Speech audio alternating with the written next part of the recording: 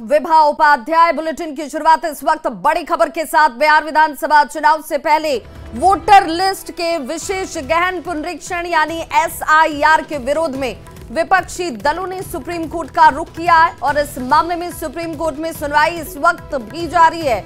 याचिकाकर्ता की तरफ से वरिष्ठ अधिवक्ता गोपाल शंकर नारायण ने कहा कि हम वोटर लिस्ट के विशेष गहन पुनरीक्षण को चुनौती दे रहे हैं। कोर्ट ने कहा है कि हम सभी याचिकाओं पर नहीं जाएंगे। वहीं निर्वाचन आयोग की पैरवी पूर्व अटॉर्नी जनरल के वेणुगोपाल कर रहे हैं। याचिकाकर्ता के अधिवक्ता गोपाल शंकर ने कहा कि निर्वाचन आयोग SIR को पूरे देश में लागू करना चाहता है और इसकी शुरुआत बिहार से की जा रही है।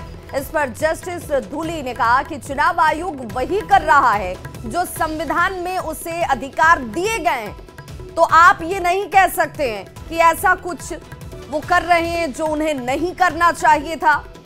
तो SIR पूरी तरह से संविधान के तहत है। सुप्रीम कोर्ट ने ये कह दिया। निर्वाचन आयोग के पास ये तर्क है, अधिकार है, संविधान उन्हें ये अधिकार देता है।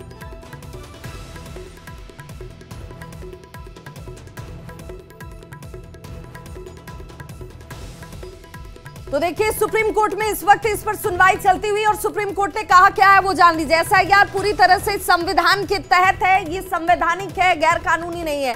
निर्वाचन आयोग के पास इसका तर्क है, सुप्रीम कोर्ट ने ये साफ कर दिया है और SIR पर सुनवाई इस वक्त भी चल रही है, यानी कि इसकी पूरी तरीके से टिप्पणी आनी बाकी है। 10 याचिकाओं पर सुनवाई इस वक्त की जा रही है, लेकिन सुप्रीम कोर्ट ने यह साफ कर दिया कि सभी पर सुनवाई की जाए ये संभव नहीं है। लेकिन अगर सुप्रीम कोर्ट ने यह कहा है कि भाई ये संविधान सम्मत है, संविधान में ये अधिकार निर्वाचन आयोग के पास है, ये तर्क संगत है, आप इस पर सवाल खड़े नहीं कर सकते हैं। और इसीलिए एक तरीके से कहा जाए तो निर्वाचन आयोग की तरफ से, चुनाव आयोग की तरफ से जो तर्क दिए जा रहे थे कि भाई ये सिर्फ बिहार के लिए नहीं, पूरे देश के लिए ये कराने की हमारी योजना है, शुरुआत इसकी बिहार से की गई है, इस पर सुप्रीम कोर्ट ने अपनी सहमति दी है।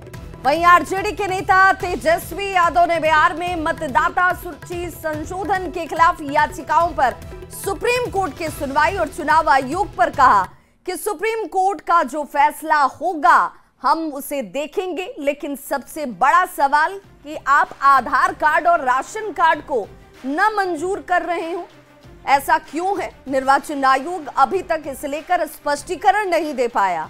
निर्वाचन आयोग क्यों भ्रम पैदा कर रहा है? ये तो लग रहा है कि निर्वाचन आयोग बीजेपी के पार्टी सेल की तरह इस वक्त काम कर रहा है।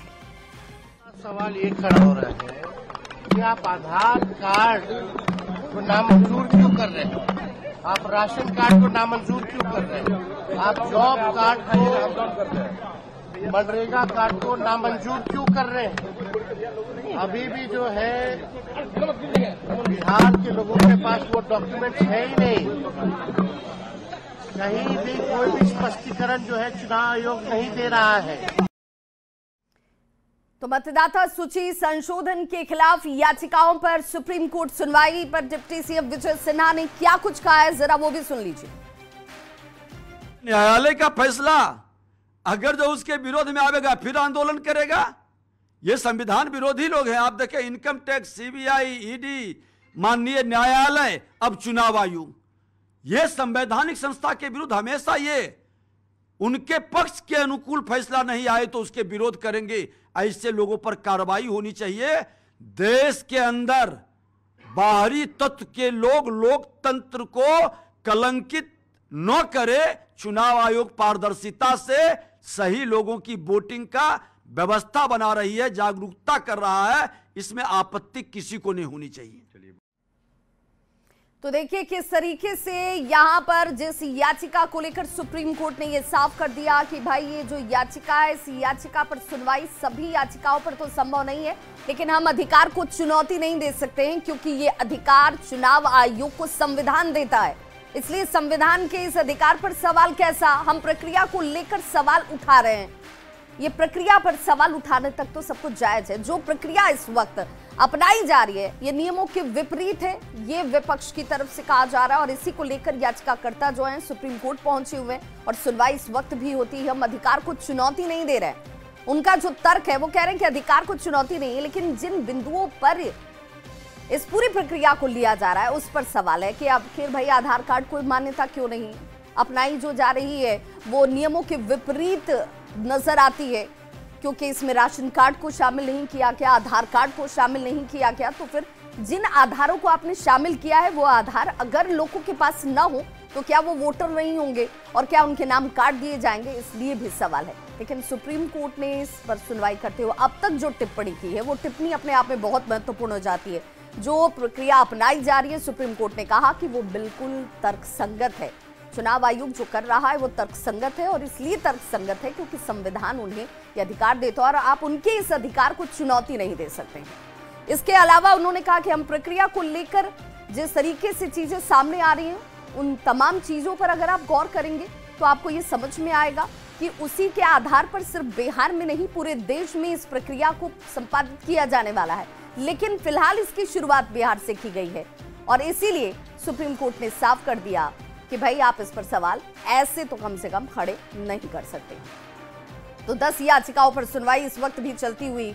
गोपाल शंकर नारायण याचिकाकर्ता के वकील हैं और उनकी तरफ से कहा जा रहा है कि जो प्रक्रिया अपनाई जा रही है वो नियमों के विपरीत है। तौर पर जो वोटर सूची की जो पुनरीक्षण का जो मामला है, ये मामला अपने आप में कई मायनों में महत्वपूर्ण हो गई है। और इस मामले पे जिस तरह से केंद्रीय चुनाव आयोग के द्वारा जो ये फैसला लिया गया है कि विशेष तौर पर मतदाता सूची पुनरीक्षण का काम कराया जाए, तो इस मामले की जो वजह है वो जानना से बेहद महत्वपूर्ण है। अगर देखा जाए बिहार का जो सीमांचल इलाका है जिसमें कि किशनगंज, अररिया, मधेपुरा और इसके साथ साथ जो इलाका है तो उस इलाके में जितने लोग रहते हैं उससे कहीं ज्यादा का आधार बना हुआ है। इस मामले में भी केंद्रीय चुनाव आयोग के द्वारा पिछले कुछ दिन पहले एक लिस्ट जारी किया गया था जिसमें कि पता चलता है कि आधार कार्ड कैसे बना है, और आधार कार्ड अगर बन जाता है तो आधार कार्ड के आधार पर और किस तरह से कई ऐसे चेंज जो है पहचान का वो बन जाता है। तो वहाँ पर जो लोग वहाँ के रहने वाले हैं, जो वोटर आईडी कार्ड जिनके पास है, तो वहाँ पर मतदाताओं की जो पहचान करने के लिए एक पुनरीक्षण जो है, एक जांच पड़ताल होना जरूरी है। इसके लिए प्रक्रिया स्टार्ट की गई और आज कोर्ट में इस मामले पर जब तमाम दलीलें दी जा रही थी तो कोर्ट में कहा गया कि चुनाव आयोग के जो ये प्रावधान है, क्या ये प्रावधान उनके अंतर्गत है या नहीं है। तो इस मामले में याचिकाकर्ता के वकील ने भी कहा कि हाँ, ये उनका अधिकार बनता है, वो कर सकते हैं। नाम को जोड़ना या हटाना जो कि वो सब तमाम जो प्रक्रियाएं हैं, जो उन प्रक्रियाओं से संबंधित जो तमाम जो सवाल जो है वो बकायदा किया गया। तो इस मामले पर याचिकाकर्ता के जो वकील है उनका कहना है जो प्रक्रिया है उस प्रक्रिया से उन्हें दिक्कत है, इस बात को लेकर याचिका दायर की गई है। हालांकि जिस तरह से एडीआर संस्था के द्वारा आज जिस तरह से तमाम दलीलों को कोर्ट में रखा जा रहा है, कोर्ट उन तमाम मसलों पर विस्तार से चर्चा कर रही है और अभी थोड़ी देर के बाद हालांकि लंच ब्रेक होना है, लेकिन लंच ब्रेक तो बिल्कुल देखिए याचिकाकर्ता की तरफ से जो कहा गया वो ये कि भाई जिस प्रक्रिया के तहत सुनवाई हो रही है उस सुनवाई में इस बात को जरूर गौर किया जाए कि ये प्रक्रिया क्या तर्कसंगत है। हालांकि ये जरूर कहा गया कोर्ट की तरफ से इस पूरे मसले को लेकर कि भाई ये तो अधिकार है उनके पास, चुनाव आयोग के पास, और उसी अधिकार का तो इस्तेमाल वो कर रहे हैं। चलिए रुक करते हैं दूसरी बड़ी खबर का। तो बेगूसराय में केंद्रीय मंत्री गिरिराज सिंह ने कांग्रेस सांसद राहुल गांधी और तेजस्वी यादव पर जमकर निशाना साधा और निशाना साधते हुए कहा कि जब ये चुनाव हार जाते हैं तो कहते हैं कि मतदाताओं का अधिकार ही छीन लिया जा रहा है। ये लोग नकारात्मक लोग हैं, ये देशद्रोही के साथ खड़े हैं। कहावत तीता तीता थू थू और मीठा मीठा खट, तो जब ये तेलंगाना में होता है तो मीठा मीठा घट घट, कर्नाटक में होता है तो घट घट, हिमाचल में होता है घट घट, और जब हारते हैं महाराष्ट्र से लेकर बिहार में तो इनका कहते हैं कि मतदाता अधिकार छीन रहा, मतदान का अधिकार। ये लोग नकारात्मक लोग, ये जब बांग्लादेशी और रोहिंग्या के लिए लड़ाई लड़ रहे हैं मुसलमानों के लिए, तो मैं तो समझता हूं कि ये देशद्रोहियों के साथ खड़े हैं। तो गिरिराज सिंह को आप सुन रहे थे जिन्होंने कहा कि भाई ये लोगों को जहां जीत हासिल होती है वहां इन्हें सब कुछ अच्छा लगता है, जहां हार नसीब होती है तो मतदाताओं के अधिकारों का हनन हो जाता है। केंद्रीय मंत्री गिरिराज सिंह की तरफ से जैसे ही देशद्रोही वाला बयान आया, राजनीतिक बयानबाजी इस पर तेज हो गई। सिंह का बात का कोनो वैल्यू है? उनसे सिर्फ गलथेथरी, बकथेथरी, थेटरोलॉजी, अनाप शनाप बोलने में पीएचडी हासिल कर रखे हैं, चरण चुंबक करने में माहिर हैं। बिहार को एक पीएम मित्र योजना जो उनको देना था बिहार के, उनके मंत्रालय का, वो तो दे ही ना पाए, राग अलाप पर रहे। यही सब अंड संड देवानंद बोल के बने रहना है। केंद्र में मंत्री हैं गिरिराज सिंह जी, पिछले 10 वर्षों से मंत्री हैं, लेकिन जब भी पटना आते हैं, बिहार आते हैं, अपने लोकसभा क्षेत्र जाते हैं, अपने मंत्रालय के बारे में उन्होंने बिहार के लिए क्या किया, देश में अपने मंत्रालय से कौन सा काम किया, नहीं बताएंगे।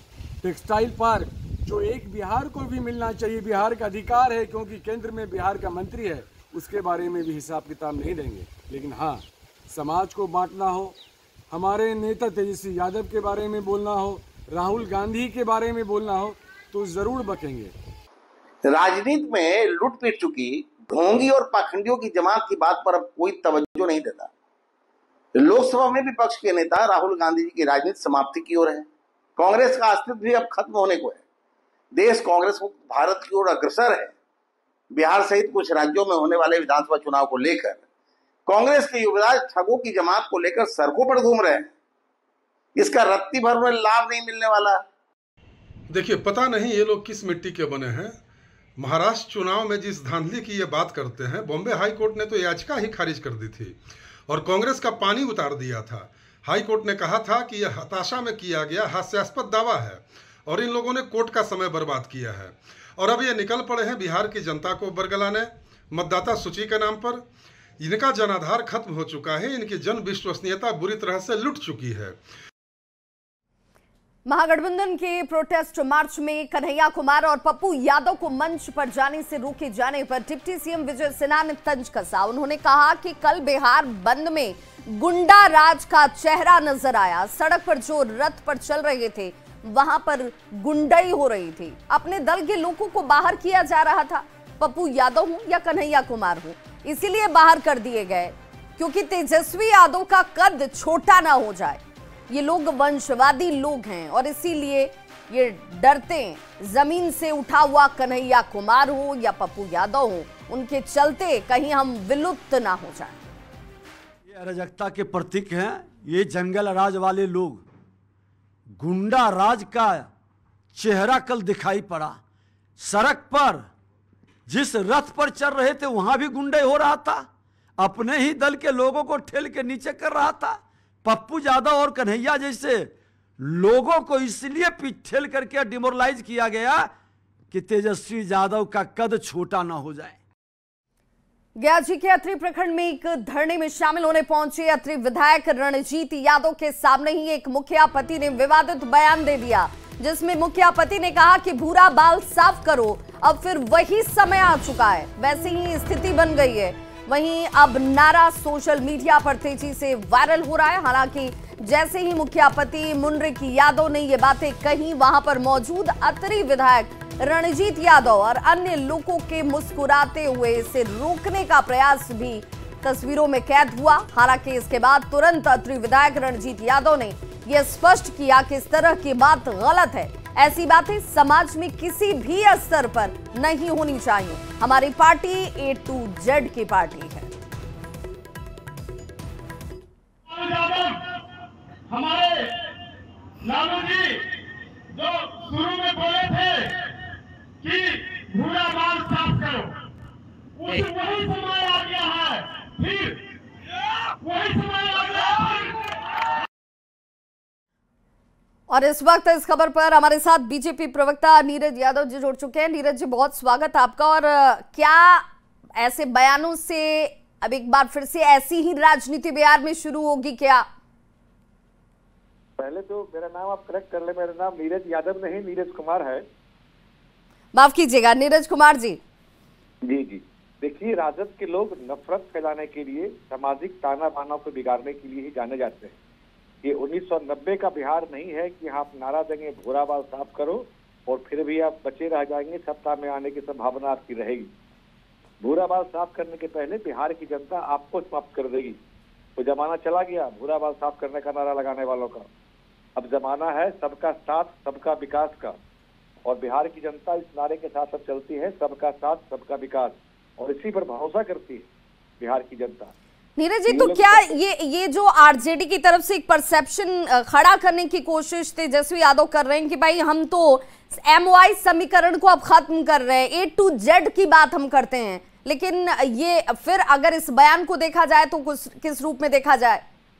निश्चित रूप से इससे राजद का दोगला और दोहरा चरित्र जाहिर होता है कि वो लोग उसकी कथनी और करने में कितना अंतर होता है। एक तरफ जहां लालू जी जीवन भर सफाई देते रहे कि हमने ऐसा नहीं कहा, आज देखिए उनके कार्यकर्ता कह रहे हैं ना, मंच से कह रहे हैं ना उनके नेता कि लालू जी ने जिस समय कहा था उसी समय साफ कर देना चाहिए। तो इनके मन में कितनी नफरत भरी है ये जानिए।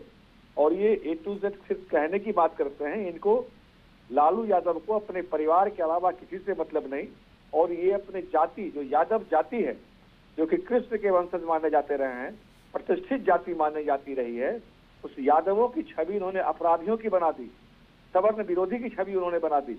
ये लालू यादव का अपराध है, जिस अपराध की सजा आज वो भोग रहे हैं और आगे उनका परिवार भी सजा को भोगेगा। लेकिन वो वक्त भी अब बिहार का नहीं रहा। अब लोगों की अपनी सोच है और उस सोच के अनुसार लोग पार्टियों का और नेताओं का चयन भी करते हैं। बहुत बहुत शुक्रिया नीरज जी इस तमाम बातचीत करने के लिए। और देखिए, इस बयान के सामने आने के बाद से इस पर प्रतिक्रियाओं का दौर भी शुरू हो चुका है। जरा सुनिए क्या कुछ कह रहे हैं राजनीतिक दल के लोग। अरे भूरा बाल साफ करने वाले, उसके पहले आप लोग बिहार से साफ हो जाएंगे।